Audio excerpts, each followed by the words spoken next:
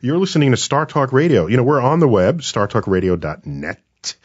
We also tweet at Startalk Radio. Good guess if you figured that out. And, of course, we're on Facebook. You can like us there. Find us Startalk Radio. And, in fact, these are the places where we have collected these questions. Yes. For our Cosmic Queries Hour. And these questions are all about aliens. Yes. Okay. What do you got next? Well, I have a question about aliens from Robert Gilman. Mm-hmm. And did they ever say where they're from? No, I don't. Okay, we got to get them. I'd like knowing where they're from. Yeah, that would be nice. That would be nice. Mm-hmm. This is I believe, a multi-part question, so I will try my best, Robert. Forgive me if I stumble.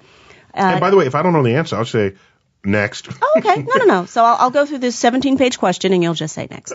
Or if I am not authorized to answer a question, I'll say next. Right, okay, go right. Mm-hmm. We might not have the security clearance to hear the answer. Exactly. Got it. All right. Ready for you. All right. Is there any law, theory, or speculation that dictates the bounds of physical characteristics of life forms?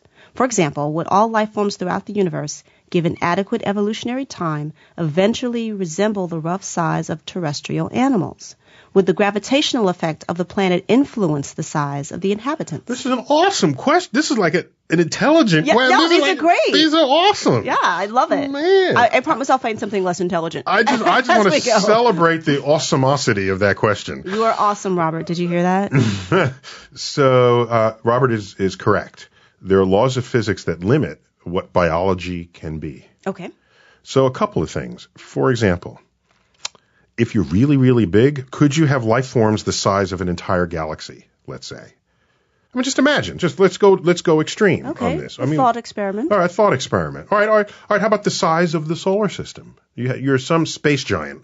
And you want to be the size of the solar system. All right. Wow. Well, I would think a diet is in order immediately. Well, here's the problem. Suppose something happens to one part of your body and you're going to react to that. Someone tickles your toe, but you're the size of the solar system. Well, the signal cannot get to your brain any faster than the speed of light. And so if you want to cross the solar system, it's like 5 hours across. It's hours across. Okay? I tickle your toe. Several hours later, your brain learns of it. And then you say, oh, go scratch your toe because you have an itch down there. And several hours later it goes by. And so 5, 8, 9, 10 hours later, you scratch your toe. But by then it's too late. If harm is being done to you, you cannot react in a sensible time frame. So survival kind of depends on the ability of the organism to function as a coherent, responsive entity in reaction to stress in its environment. So there's a size above which I don't think it's likely you're going to find life. So would that go any ways to explaining why short people are more reactive, perhaps, than bigger people? Because they're more compact and they have more of a trigger to that reaction. I'm trying to interpret. I didn't know short people were more reactive. Well, the Napoleon complex, perhaps. Okay. Oh, I see. They react to, and they can be a little spunkier. Just a bit. There are no big, spunky people. Have you noticed that? I've noticed that. It's always the little dogs that start stuff with the dog park. Yeah. The big ones, I'm tired. I'm too tired. Exactly. The St. Bernard's just trying to chill. I'm just trying to, and the Chihuahua is just hanging on. No hyper St. Bernards, right? No. So maybe we get a little bit of that fact, a little bit of that revealed.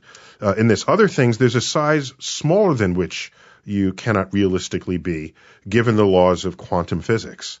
There's a size below which quantum fluctuations, these are the vibration of particles on the smallest scale, prevents anything from happening in any coherent way. You can't have circulatory systems. You can't have anything that has predictable behavior because in that realm, nothing is predictable with any accuracy. So, sorry, you can predict statistically, but you can't say exactly what a particle is going to do when it's going to do it. And life, I don't think, thrives under those conditions. So life can't be too big, it can't be too small. Also, it needs an energy source.